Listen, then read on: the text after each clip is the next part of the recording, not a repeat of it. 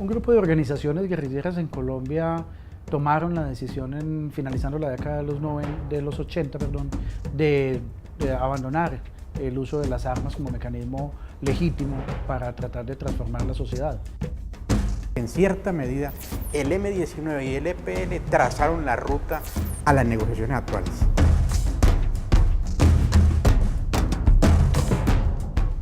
La guerra no sirve, la democracia sirve más que la guerra. Nosotros somos una muestra de que sí se puede la paz. No hemos tenido obstáculos. La desmovilización, más que una negociación, es una decisión. En 1991 el gobierno de Colombia firmó un acuerdo de paz con el Ejército Popular de Liberación EPL, que llevó a la desmovilización de 2.100 hombres de ese grupo guerrillero y a la posibilidad de que muchos de ellos pudieran aspirar a cargos de elección popular. Hoy, en Infrarrojo, conoceremos esta experiencia de paz a la luz de las negociaciones que en la actualidad adelanta el gobierno con las FARC.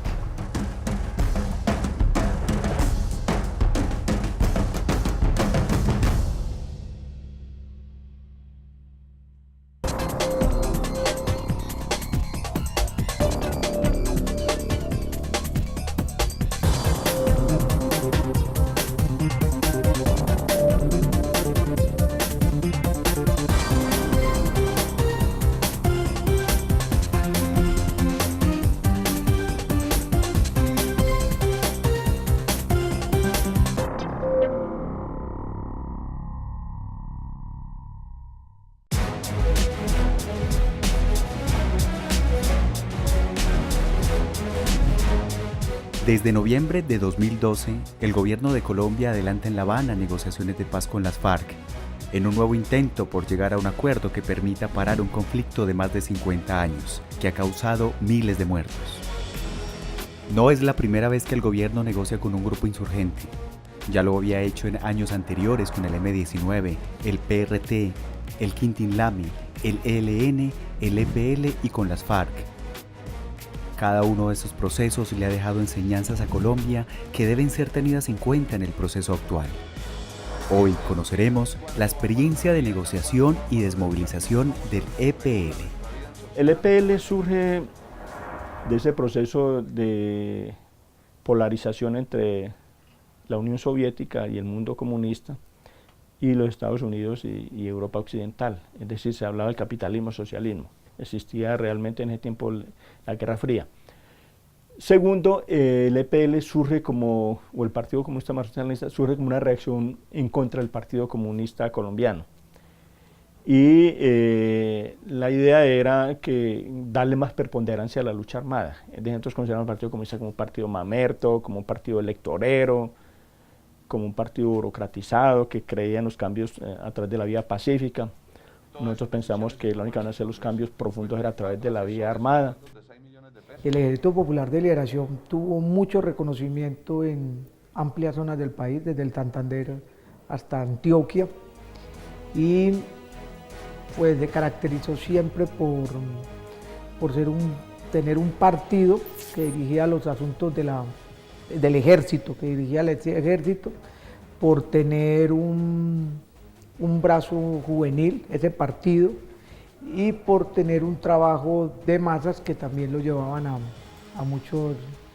muchas partes del país. Aquí en Urabá, en el suroeste, en el Bajo Cauca, todo ese cañón del Cauca, Ituango, Toledo, Bariceño, y de Yarumal para abajo, hasta Nechí incluso tuvimos influencia nosotros. Muchas acciones militares en todas estas partes, pues en el occidente del departamento también, en Dabeiba, en Mutatá. La guerra es eso, la guerra es dolorosa. Hubo logros muy importantes, es decir, desde el punto de vista militar, la fuerza militar más importante, no solamente por el número, sino por el tipo de acciones militares, fue el EPL. Hay que recordar que, por ejemplo, el EPL en el 88, en una acción conjunta con el FARC, para aquel tiempo hizo una acción que fue la más importante a nivel nacional, que fue la toma de unas bases del ejército y de la policía en Saiza. En la época de 60, 70, principios de los 80, se entendía la violencia revolucionaria como una forma para el cambio. Pero después todo eso llega a un fenómeno de simple violencia que se confunde con la violencia del narcotráfico, con la violencia de grandes grupos de bandas criminales. Y yo recuerdo que Carlos Pizarro en Corinto decía: el que primero deje las armas gana la guerra. Ya regresamos.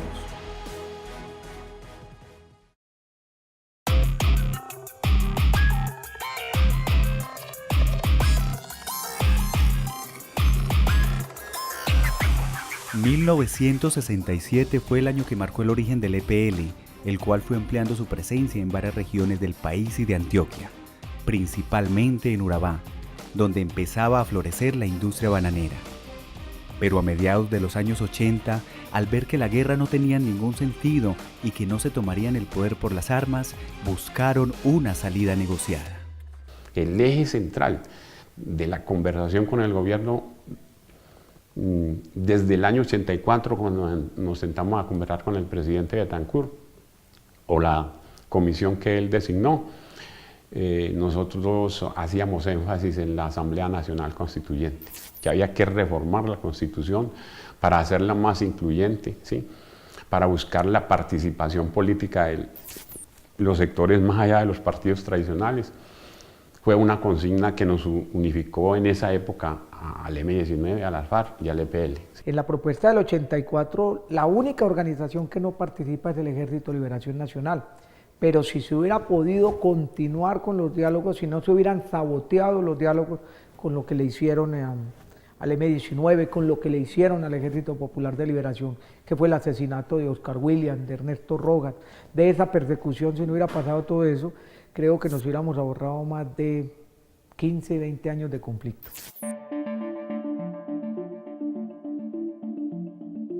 A finales de los años 80, el EPL vuelve a iniciar negociaciones de paz con el gobierno, hasta alcanzar, en marzo de 1991, la desmovilización de 2.100 hombres y la posibilidad de participar en la Asamblea Nacional Constituyente y en la vida democrática del país. Nuevos vientos parecían llegar para aquellos hombres que se habían cansado de hacer la guerra. Fue un proceso muy acelerado. Fue corto en los tiempos.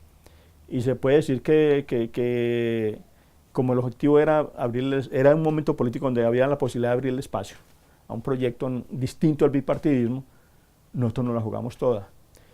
Y ese fue el eje de la movilización del EPL. Lo que se pactó fue básicamente el tema de participación política, el tema de asamblea constituyente, participación a constituyente, el tema de garantías, el tema de reinserción.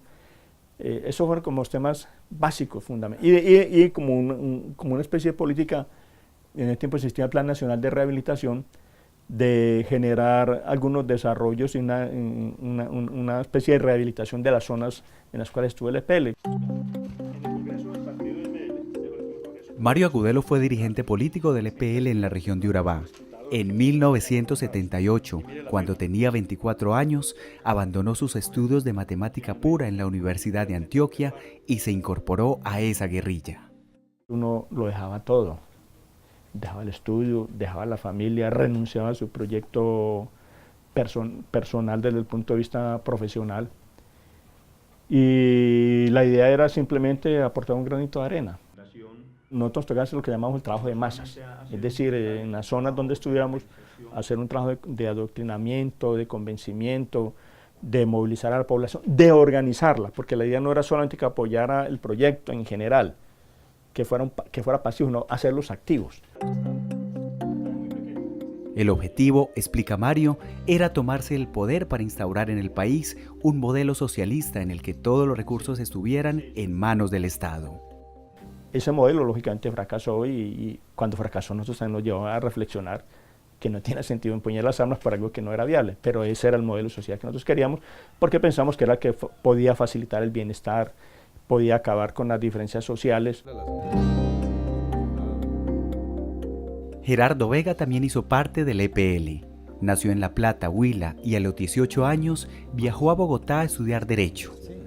Luego de graduarse de abogado, a finales de 1980 ingresó al Partido Comunista y fue el encargado de lograr que el EPL se convirtiera en fuerza política en Urabá a través del Frente Popular.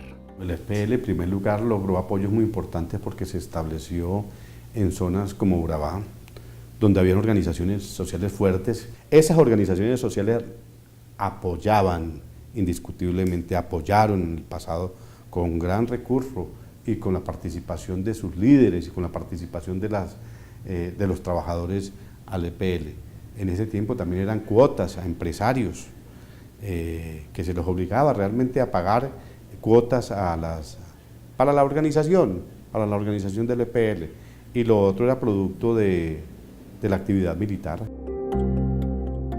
Gerardo hizo parte de esa estructura guerrillera durante 11 años, una experiencia que, manifiesta, le cambió la vida.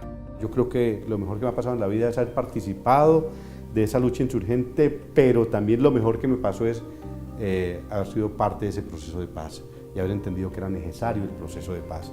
Otra de las personas que integró el EPL en su condición de jefe político fue Aníbal Palacio. Yo terminé en la izquierda radical y en el movimiento revolucionario que se inició por allá en la década de los 70. ¿Sí? Hice unos semestres de ingeniería en Bogotá y en esa época prácticamente nos dedicamos a organizar jornadas estudiantiles y movilizaciones y como todos, la mayoría de los que estuvimos en la izquierda marxista, nos retiramos y nos fuimos al campo a trabajar con los campesinos. Así empecé yo. Nosotros fuimos una guerrilla muy del campo porque vivimos con los campesinos y veíamos el abandono en que se encontraban. ¿Sí? Organizamos muchos campesinos en muchas partes del país y fundamentalmente en la costa y Antioquia y para invadir tierras, ¿sí? Y que esas tierras pasaran a ser pequeñas parcelas cultivadas por los campesinos. Era una concepción que teníamos, ¿sí? Llegó un momento en que esa ideología tan cerrada no nos permitía pues conocer más la problemática del pueblo, de la gente pobre y la clase pues media, y eso generó pues una discusión interna que nos llevó a nosotros a dar el paso que dimos tan importante. El 1 de marzo de 1991 el EPL entregó las armas y sus integrantes estaban decididos a comenzar una nueva vida lejos de la guerra. Afortunadamente se dio ese paso, se han dado, digamos, aprendizajes bien interesantes. En materia de seguridad se vinculó mucha gente de los desmovilizados a los esquemas de seguridad. En materia de los territorios se hizo trabajo de inversiones con el llamado Plan Nacional de Rehabilitación. En cada territorio se dejaba una obra específica. En materia de democracia, muchos desmovilizados han sido alcaldes, han sido candidatos en varias instancias, algunos han sido senadores, representantes a la Cámara. En la región de Urabá, cerca de 600 hombres entregaron las armas y crearon el partido político Esperanza, Paz y Libertad, que fue liderado por Mario Agudelo. Varios de los desmovilizados empezaron a hacer política por vía democrática. Mario Agudelo fue diputado a la Asamblea de Antioquia, alcalde de Apartadó, trabajó en el programa de Derechos Humanos de la Vicepresidencia y ahora acompaña a las víctimas del conflicto armado. Gerardo Vega, por su parte, fue secretario de Gobierno de Apartadó, asesor legislativo de Aníbal Palacio, consejero presidencial para Urabá, cónsul de Colombia en Bruselas, coordinador de la Comisión Nacional de Reparación y actualmente dirige la Fundación Forjando Futuros. Aníbal Palacio ha sido sindicalista y senador, fue alcalde de Turbo, fundador de la Alianza Democrática M19 y actualmente es miembro del Partido Liberal. Otros líderes ganaron escaños y hoy hacen parte de los diversos partidos políticos del país, pero no fue tarea simple. Los desmovilizados del EPL fueron objeto de exterminio por parte de las FARC y de quienes no quisieron desmovilizarse o reincidieron. Nosotros teníamos problemas serios de seguridad, pues porque las guerrillas y las mismas autodefensas nos habían declarado pues como objetivo militar.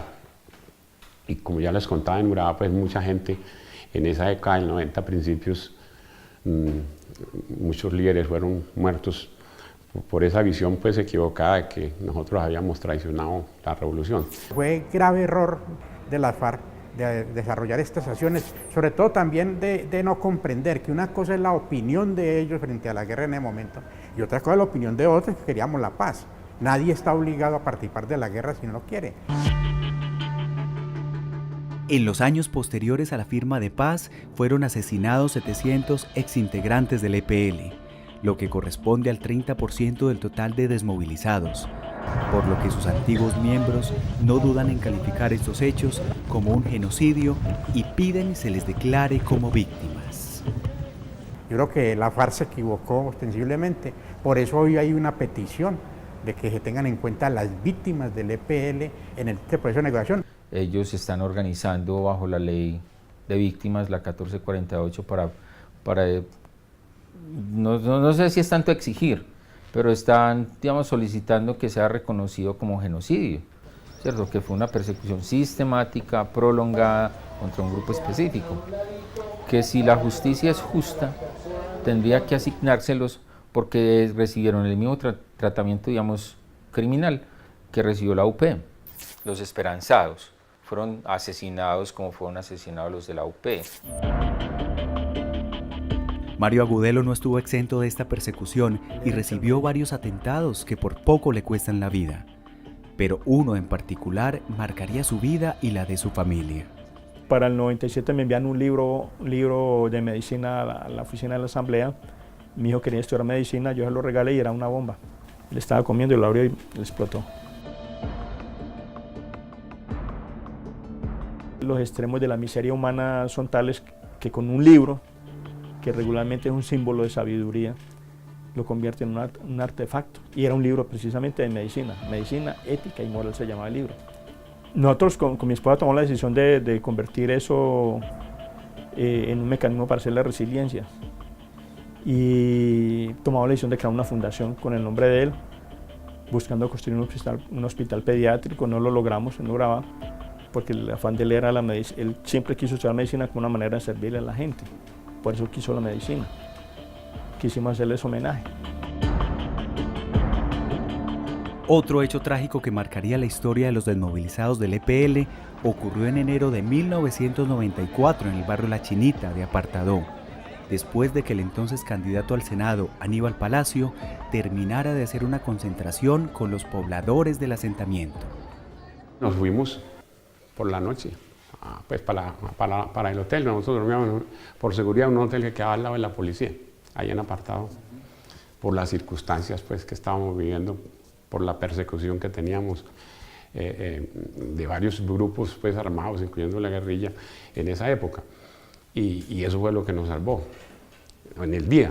Entonces, en la noche los tipos a las 2 de la mañana, la gente se quedó ahí con un pico de esos que usan allá bailando y tomando enfiestados, y los tipos de la guerrilla llegaron a las 2 de la mañana y acabaron con eso, mataron 38 personas. ¿Sí? ¿Le dispararon a todos los que encontraron? A todo lo que encontraron.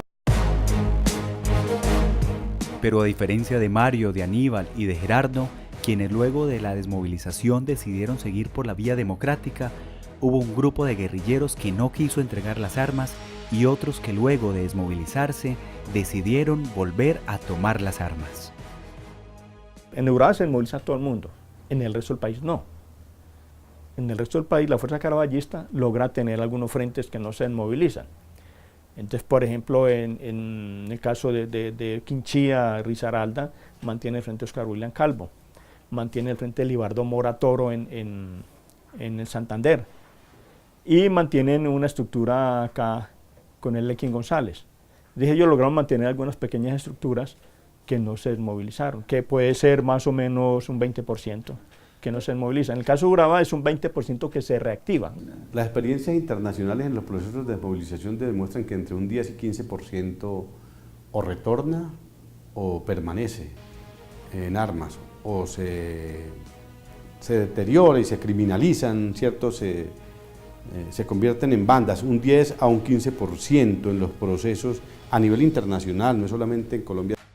Entre los que nunca entregaron las armas o reincidieron están los hermanos Juan de Dios Úsuga, alias Giovanni, y Dairo Úsuga, alias Otoniel, quienes luego de su desmovilización ingresaron a las Autodefensas Unidas de Córdoba y Urabá, y después conformaron la estructura armada que hoy se conoce como los urabeños. Juan de Dios murió en enero de 2012 en Acandí, en un operativo realizado por la policía. En la actualidad, Dairo es el máximo jefe de los urabeños y las autoridades estadounidenses han ofrecido por su cabeza hasta $1 millón. Ellos no son muy protagónicos en la SACU, se forman ahí y creo que acaban, digamos, de la mano de don Mario, de Daniel Rendón Herrera, un poco ya formándose en bloques centauros y van del lado de él, caminan en el narcotráfico, luego regresan a Urabá y ya se constituye como ese gran grupo que es hoy las Autodefensas Gaitanistas de Colombia, o los urabeños como se conoce, o el Clan Úsuga como los llaman las autoridades recientemente. Otro de los disidentes fue Francisco Caraballo, el máximo jefe del EPL, a quien las autoridades responsabilizan de la persecución de los desmovilizados. Son como los renegados. Yo creo que la estructura de él era muy revolucionario, ¿cierto? Muy con esa filosofía revolucionaria del marxismo-leninismo, de realmente convencidos de llegar a tomarse el poder por la vía de las armas. Eso lo lleva a esa disidencia, a no creer. Ese espíritu revolucionario, digamos, radical, los lleva como a no creer en el Estado, y eso es un poco lo que lo lleva a alejarse del proceso de desmovilización que tiene en el EPL en Urabá, pues, y en todo el país, comenzando la década del 90. Caraballo fue capturado en 1994 y procesado por rebelión, secuestro y terrorismo. Pagó una condena de 14 años. Ya regresamos.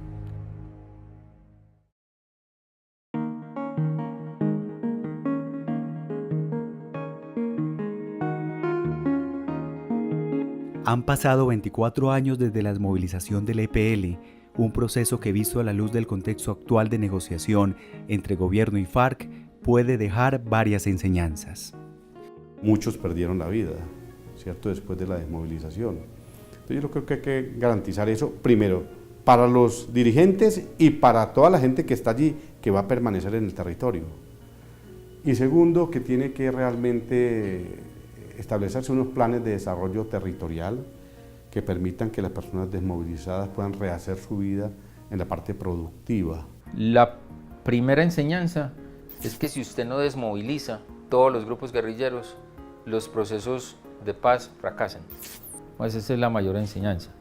Y creo que nosotros podríamos estar advirtiendo que si, por ejemplo, hay una desmovilización de las FARC en algunos territorios en el país y no se desmoviliza el ELN, es probable que se repita, ¿cierto?, lo que pasó con el EPL en Urabá en relación con las FARC. ¿Por qué? Porque hay en unos territorios las FARC han sido enemigas del ELN, por ejemplo, y han entrado en confrontación armada, como puede ser Arauca.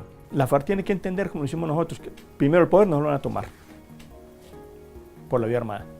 Segundo, tienen que entender que no pueden negociar la revolución en una mesa, que lo que tienen que hablar es de unas garantías y algunos planes de desarrollo en estas zonas en las cuales están operando y para que la violencia no vuelva a surgir. Y tercero, el gobierno también tiene que quedar muy claro en que si las FARC no le van a apuntar realmente al tema de la paz, no tiene sentido seguir.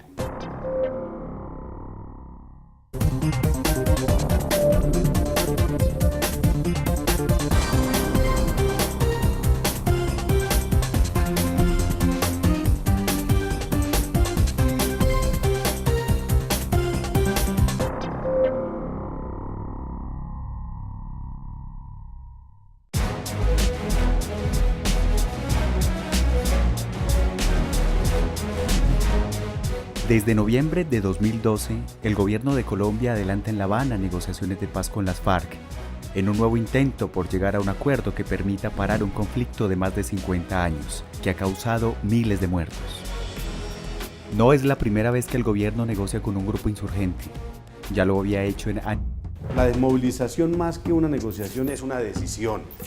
En 1991 el gobierno de Colombia firmó un acuerdo de paz con el Ejército Popular de Liberación EPL, que llevó a la desmovilización de 2.100 hombres de ese grupo guerrillero y a la posibilidad de que muchos de ellos pudieran aspirar a cargos de elección popular.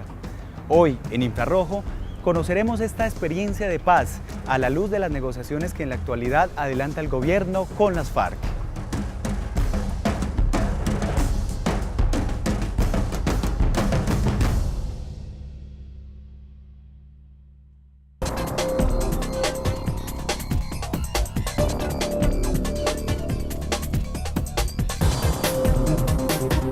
Años anteriores con el M-19, el PRT, el Quintín-Lamy, el ELN, el EPL y con las FARC. Cada uno de estos procesos le ha dejado enseñanzas a Colombia que deben ser tenidas en cuenta en el proceso actual. Hoy conoceremos la experiencia de negociación y desmovilización del EPL. El EPL surge de ese proceso de polarización entre la Unión Soviética y el mundo comunista y los Estados Unidos y Europa Occidental. Es decir, se hablaba del capitalismo, socialismo. Existía realmente en ese tiempo la Guerra Fría. Segundo, el EPL surge como, o el Partido Comunista Marxista surge como una reacción en contra del partido.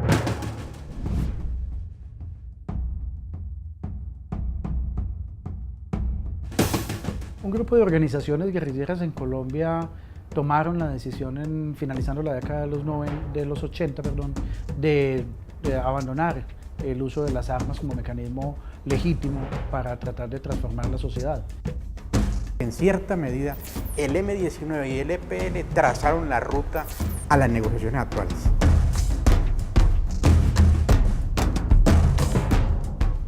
La guerra no sirve, la democracia sirve más que la guerra.